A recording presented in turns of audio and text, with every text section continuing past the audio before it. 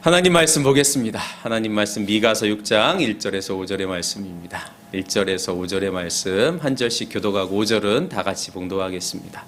주께서 하시는 말씀을 들어라. 너는 일어나서 산 앞에서 소송 내용을 샅샅이 밝혀라. 산과 언덕이 내 말을 듣게 하여라. 너희 산들아, 땅을 가지고 있는 견고한 기둥들아, 나 주가 상세히 밝히는 보화를 들어보아라. 나 주의 고소에 귀를 기울여라. 나 주가 내 백성을 성결하여서 고소를 제기하였다. 내가 내 백성을 구원하고자 한다.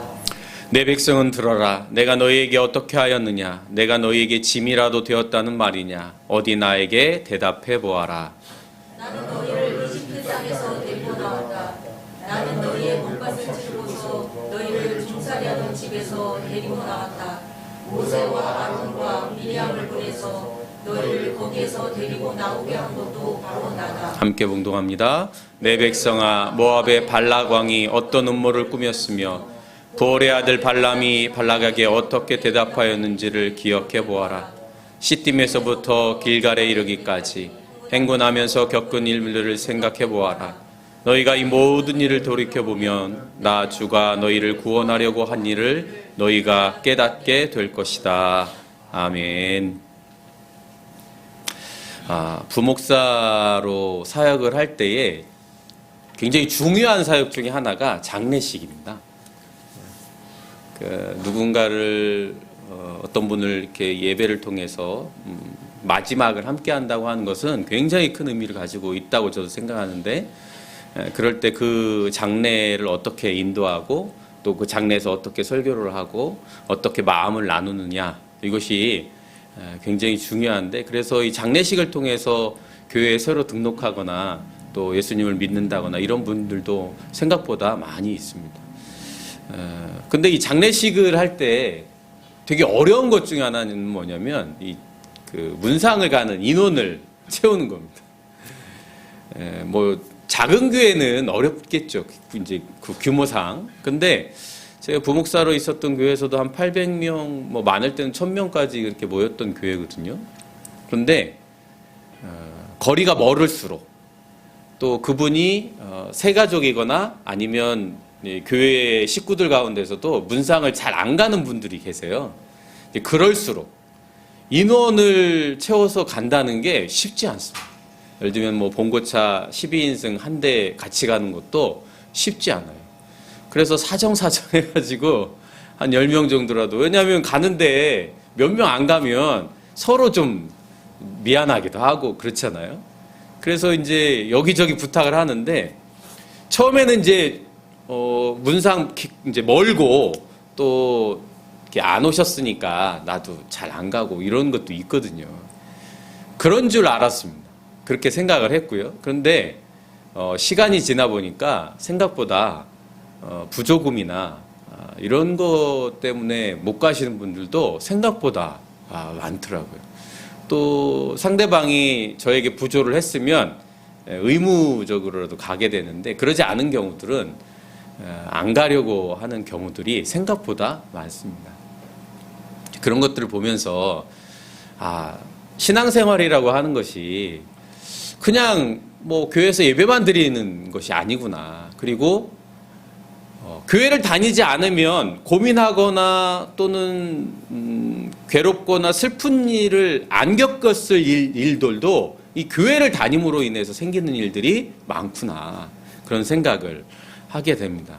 그래서 신앙생활이라고 하는 거는 하지 않았을 때는 경험하지 못할 그런 어떤 괴로움들을 경험하기도 합니다. 예를 들면 이제 고민스러운 일들 중에 하나가 이제 예배죠, 예배. 예전엔 주일 성수라고 하는 게 굉장히 중요한 뭐 교리 내지는 우리가 지켜야 할, 신앙인으로서 지켜야 할 일들이었죠. 그래서 목사님들이 늘 이 주일 성수를 굉장히 강조했습니다. 그래서 주일날 어디를 가면 마음이 무거워요. 요즘에는 조금 많이 희석이 되긴 했지만 뭔가 돌 하나를 탁 쥐고 가는 것 같아요. 그래서 가서도 불편해. 그래서 어떤 분들은 갔다가 왔다가 다시 가기도 합니다. 제 예전에 들었던 이야기 중에 하나는 그 교회 이제 목사님이 자랑처럼 하는 얘기예요. 그 교회에 사업하는 장로님이 계셨는데 이 장로님이 미국 출장을 가면 미국에 갔다가 주일 성수하려고 교회 왔다가 다시 간다는 거예요. 사실인지 아닌지는 잘 모르겠는데 어찌됐건 그렇게 강조할 만큼 교회를 안 다니면 사실은 뭐 주일날 놀러 가든 아니면 어디를 가든 뭐 크게 문제가 되지 않잖아요. 그런데 교회를 다님으로 인해서 그런 문제들이 갈등들이 생기게 되죠. 대표적인 게 헌금일 겁니다. 교회 다니지 않으면 헌금할 필요도 없고 11조 할 필요도 없고 굳이 내가 그거 다 모아가지고 맛있는 거 사 먹고 좋은 데 가면 될 것을 헌금하고 11조 하는 것 때문에 가족 간의 갈등도 생기는 것이 사실입니다. 예를 들면 이런 고민이 생기죠. 아파트 값이 예를 들면 팔았어요. 한 10억 됩니다. 근데 8억에 사서 10억에 팔았으니까 2억의 순수익이 생기는 거죠. 그럼 고민이 돼요. 11조를 내야 되는데 이게 수입이니까 11조를 내야 되는데 10억에 11조를 내야 되냐 2억에 11조를 내야 되냐 고민스러워요. 저는 그런 고민을 한 번도 안 해봐서 잘 모르겠는데 11조가 규모가 크면 클수록 더 고민이 되죠. 신앙생활이라고 하는 게 그래서 그렇게 단순하지 않습니다. 인간관계도 마찬가지 아니겠습니까? 교회 생활이라고 하는 것이 대부분 또 인간관계잖아요. 그래서 교회 안에 상처받거나 인간관계 때문에 마음이 아프거나 슬픈 일도 있습니다. 특히 채무가 생기거나 누구에게 돈을 빌려줬거나 빌리거나 할 때 그런 문제로 인해서 뭐 금액이 작으면 상관없지만 금액이 클 경우에 굉장히 문제가 생깁니다. 예전에 있었던 교회에서도 제가 보면 그건 사기인데 지게차와 관련해서 서로 돈을 주고받고 막 이렇게 해가지고 교회에 큰 문제가 생겼던 적도 있습니다. 그러니까 사람이 모이는 이 교회라고 하는 곳에는 거기에 속하지 않았으면 문제가 되지 않을 문제들이 굉장히 많이 있게 되어져요. 그래서 어느 순간인가 교회 다니는 게 너무 괴롭고 교회 다니는 게 즐겁지 않고 교회 다니는 게 짐이 되고 아침에 주일날 일어나는 게 너무 힘들고 그럴 때가 있죠. 그럴 때가 있습니다. 그럼 그거는 목사들도 마찬가지입니다. 목사라고 해서 주일날 되면 늘 기쁘고 이 자리에 막 기다려지고 항상 그런 건 아닙니다. 항상 그런 건 아니에요. 주일날 목사님 중에서도 교인들 중에 보기 싫은 분들이 계실 거 아니에요. 예배 때 되면은 나를 이렇게 노려보고 있을 텐데 어떻게 할까? 이런 분들도 있어요. 그러니까 교회라고 하는 것이 신앙생활이라고 하는 것이 늘 기쁨과 늘 편안함과 이런 것들만 가득하지 않다는 거죠. 그래서 어떤 분들은 실망합니다. 신앙생활하면 즐겁고 행복하고 좋은 일만 있을 것 같은데 막상 그 안에 깊숙이 들어가 보면 세상과 별반 다른 게 없구나. 그러면서 자꾸 짐이 되어지는 경우들이 생기죠. 미가 선지자가 활동할 때가 아마 그랬던 것 같아요. 이 미가 선지자가 활동했던 때가 기원전 8세기입니다. 그런데 북이스라엘은 아모스라고 하는 선지자가 활동을 했고 남유다에는 이 미가 선지자가 활동을 했습니다. 근데 이 미가 선지자를 통해서 하나님께서 이스라엘 백성들에게 하는 오늘 본문의 말씀을 보면 2절에 보면 뭐 송사, 고발 이런 말들이 굉장히 나오죠. 그러니까 하나님께서 이스라엘 백성들을 상대로 해서 고소고발, 재판을 하겠다는 거예요. 뭘 재판을 하느냐? 이스라엘 백성들이 하나님을 원망하고 있거든요. 하나님이 없었으면, 내가 하나님을 믿지 않았으면, 우리가 하나님의 백성이 아니었으면 좀 편하고 자유롭게 살 텐데 말씀대로 살려고 하니까 막 고민스러워요. 말씀대로 살려고 하니까 손해보려고 막 손해보는 상황이 생기면 갈등이 생겨요. 내가 이거 손해보면서까지 해야 되나? 하나님은 이렇게 원하실 것 같은데 이렇게 되면 내가 세상에서 성공하지 못하는데, 실패하는데, 손해보는데, 다른 사람이 나를 조롱할 것 같은데, 이런 생각들이 든단 말이에요. 그래서 이스라엘 백성들이 하나님을 짐처럼 생각한다. 왜 그러느냐? 오늘 본문의 10절, 11절, 12절에 보면 약한 자의 집에 속여서 모은 보물이 있다. 그러니까 약한 사람들의 물질을 착취한다는 거예요. 가짜 대를 쓴 그들을, 그럼 돼 있잖아요. 돼. 이렇게 곡식 담는 돼. 그를 속인다는 거예요. 내가 어떻게 용서할 수 있겠느냐. 틀리는 저울을 속이고 추를 속이는 거예요. 그래서 부당한 이익을 취하는 거죠. 도성에 사는 부자들은 폭력배들이라는 거예요. 남의 약한 자들의 물질과 그들의 삶을 착취하는 거죠. 여러분, 이러한 시대에 사람들이 내가 더 착취하면 더 많이 벌 것 같은데 이런 생각을 갖는다는 거예요. 여러분, 사회가 도덕이 무너지고 윤리가 무너지면요, 나쁜 일들도 다른 사람 다 하는데, 다른 사람 다 이렇게 돈을 버는데 이렇게 되잖아요. 그러면 사람들은 점점점 무감각해집니다. 정의가 뭔지 거짓이 뭔지 상관없어. 나한테 이익이 되는 거라면, 나에게 도움이 되는 거라면 그게 악한 일이라 할지라도 하는 거예요. 미가 선지자 시대에 이런 거예요. 그럼에도 불구하고 마음의 한쪽이 어때요? 하나님이 어떻게 보실까? 이런 생각이 든단 말이에요. 양가 감정이 생기는 거죠. 우리도 누구에게 거짓말할 때 거짓말하면서 거짓말할 수밖에 없는 상황이면서도 한편으로 마음이 좀 찝찝하잖아요. 그래서 하나님이 오늘 3절에 말씀해 보면 내가 너희에게 짐이 되었다는, 짐이. 여러분, 우리에게 짐이 되는 것들은 참 많습니다. 여러분, 가족이 짐이 되는 상황이 있죠. 요즘 부모님들 자녀에게 짐이 되지 않으려고 참 많이 노력하십니다.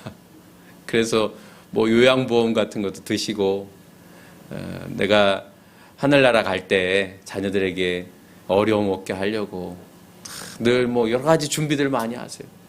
그만큼 나이가 든다는 것, 몸이 약해진다는 것, 그것이 짐처럼 여겨진다. 여러분, 자녀는 안 그렇습니까? 자녀가 짐처럼 여겨질 때 있죠. 내가 뭐 하고 싶은데 하지 못하는 이유 중에 하나가 자녀고 가족인 경우들이 있습니다. 그럴 때마다 내가 정말 사랑하는 사람인데, 아껴주고 싶은 사람인데, 지켜주고 싶은 사람인데 가끔 짐처럼 여겨지는 거죠. 그럴 땐 참 슬픕니다. 예전에는 안 그랬는데 왜 그럴까? 그런 생각도 들어요. 그러다 보니까 40대, 50대 한국 사회에서 이 남성들이 자살률이 굉장히 높습니다. 그리고 높아지고 있습니다. 여성보다는 남성이요, 자살률이 훨씬 높습니다. 그리고 특히 시대로 보면 40대, 50대가 굉장히 높아요. 예전에는 그렇게 높지 않았습니다. 그런데 순위를 보니까 80대, 50대, 40대 이런 순으로 된단 말이에요. 왜 40대, 50대가 그러냐? 짐 때문에 그렇죠. 지혜롭게 잘 가면 되는데 여러분, 살다 보면 그렇지 않잖아요. 여러분, 최근에 방영된 드라마 중에 서울 자가의 대기업 다니는 김 부장 이야기라고 하는 드라마, 여기 여러분 혹시 보셨는지 모르겠습니다. 이 김낙수라고 하는 이 부장이 나오죠. 성공을 위해서 달려간 사람 아닙니까? 그래서 막 정말 25년 동안 최선을 다해서, 그래서 부장, 이제 임원을 달려고 하는 그 찰나에 있죠.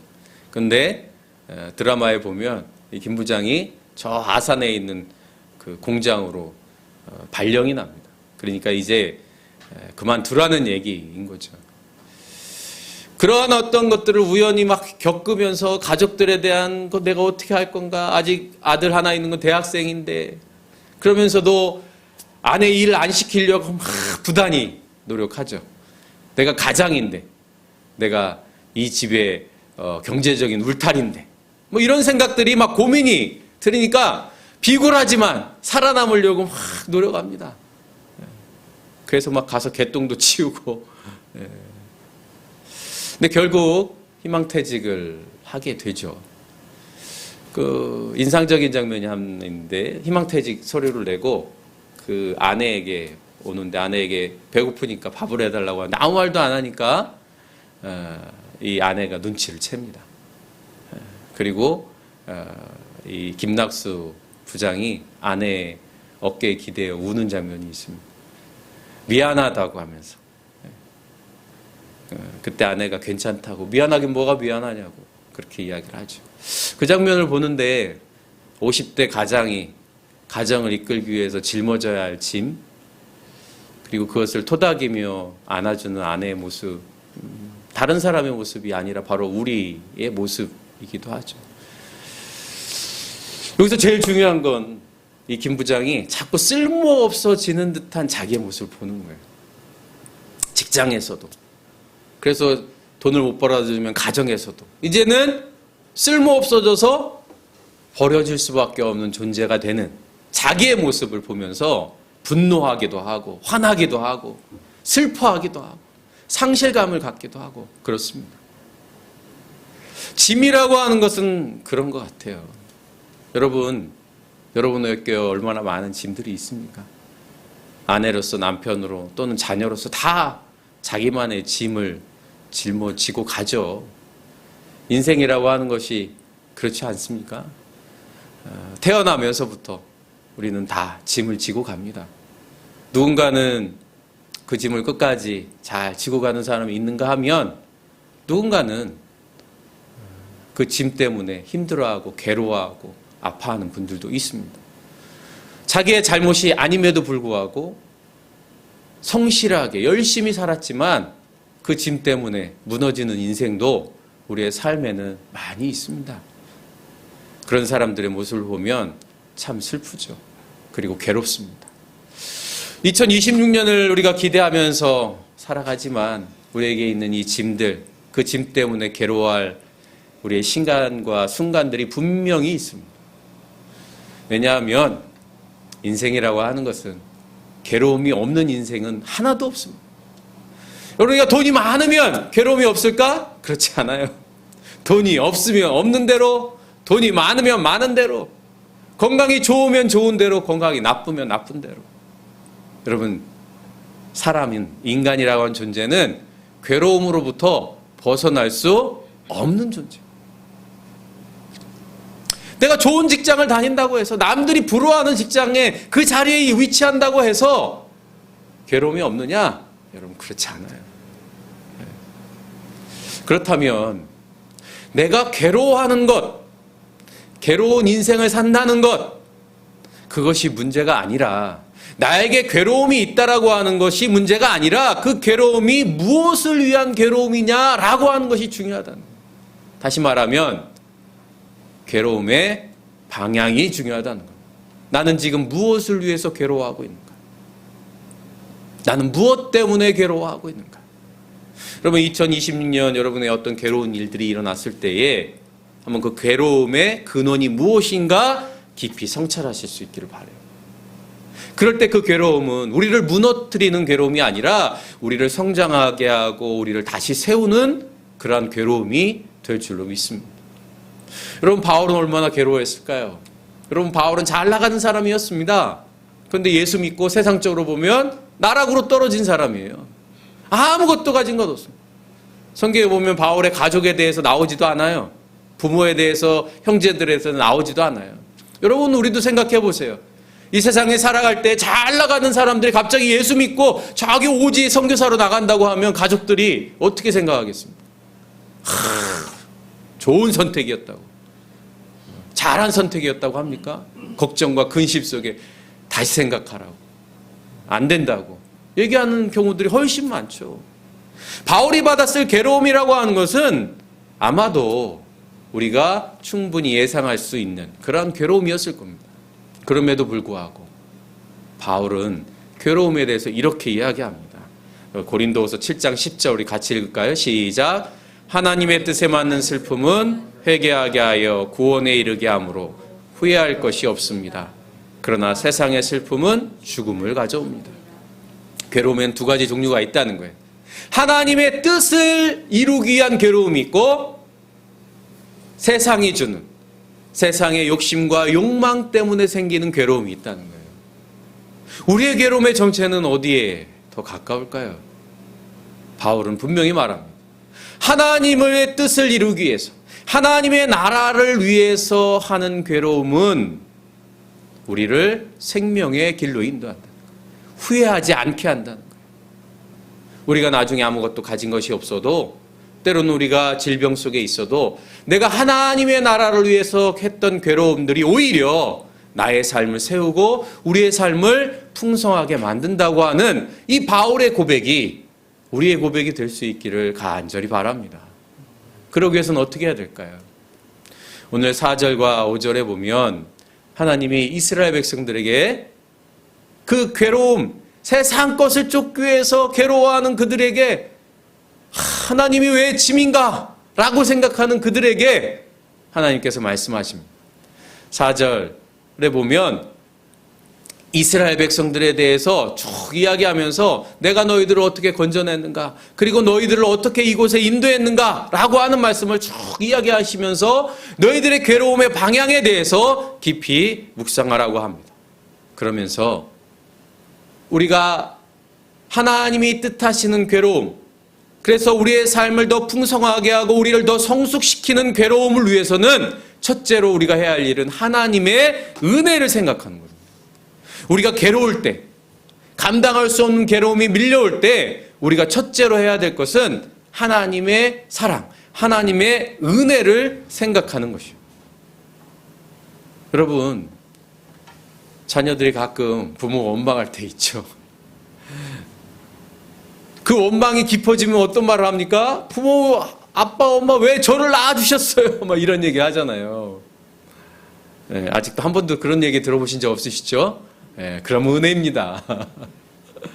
왜 날 낳으셨어요? 이런 얘기 들으면 여러분 얼마나 무너지겠습니까? 네. 부모의 은혜를 생각하는 자녀, 부모의 은혜를 생각할 수 있고 그것에 감사할 수 있는 자녀, 여러분 그런 자녀를 두셨다면 정말 큰 은혜입니다. 여러분 잃어버린 아들의 비유, 탕자의 비유에서 보면 그 아들이 돼지가 먹는 쥐엄나무 열매를 먹으면서 아버지 생각을 합니다. 집을 생각하죠. 아버지 집은 얼마나 먹을 것이 많은가, 얼마나 따뜻한가, 얼마나 깨끗한가, 아버지가 나에게 주셨던 은혜가 사랑이 얼마나 큰가. 그럴 때 그 아들이 어떻게 합니까? 집을 향하게 되는 거죠. 오늘 본문에 보면 하나님이 이스라엘 백성들을 애굽에서 이끌어냈을 때 어떻게 했느냐?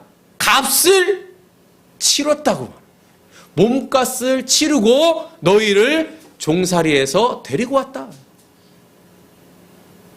하나님께서 희생하셨다는 거예요. 사랑하는 남우교회 성도 여러분, 하나님이 우리를 먼저 사랑하셨기에 우리가 하나님을 사랑할 수 있는 겁니다. 부모님이 자녀를 사랑했기 때문에 자녀가 부모님을 사랑하는 거예요. 나로부터 시작되는 사랑은 없어요. 하나님으로부터 시작되어지는 사랑.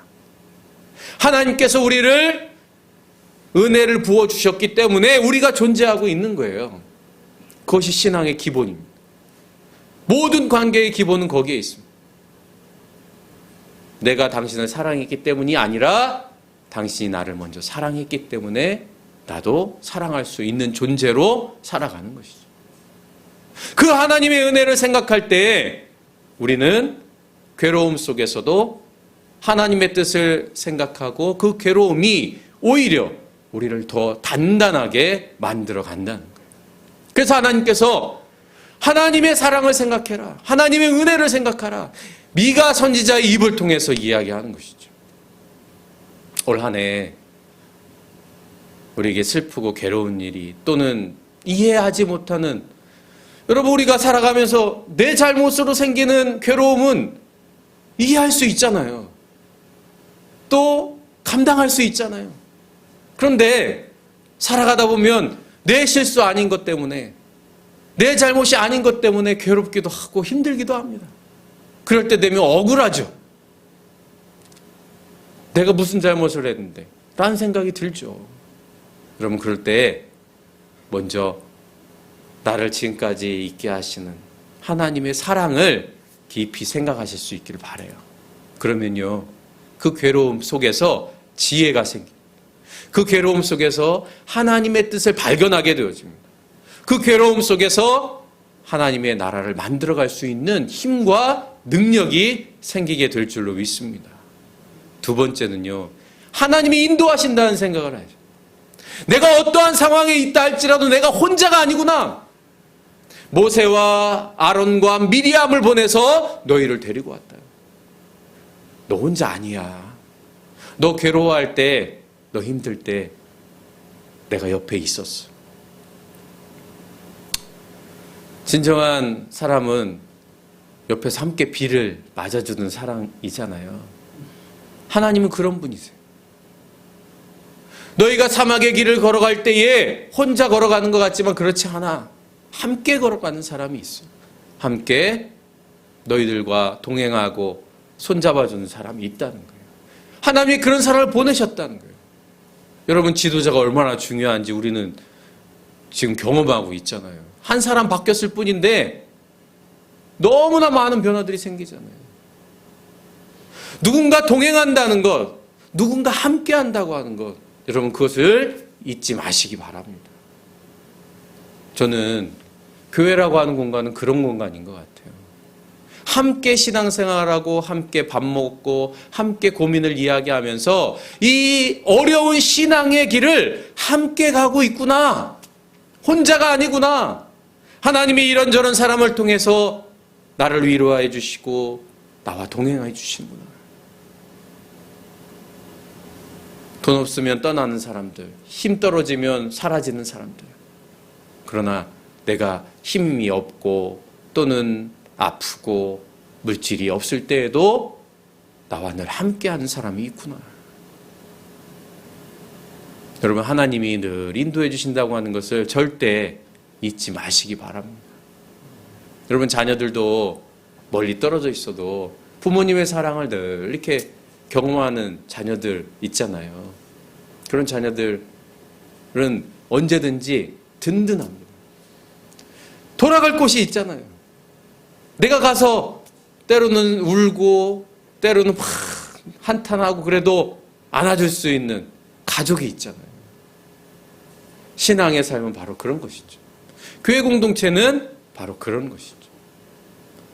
하나님은 때로는 직접적으로 마음을 위로해 주시기도 하시지만 많은 경우는 모세와 아론과 미리암을 통해서 인도해 주신 것처럼 수많은 믿음의 사람들을 통해서 위로하고 함께 가시는 분이세요. 그러면 2026년 그렇게 우리 함께 동행할 수 있는 신앙의 길이 될 수 있기를 바랍니다. 마지막으로는요, 악을 선으로 바꾸시는 분이시랍니다. 많은 경우 우리의 괴로움은 악으로 여겨집니다.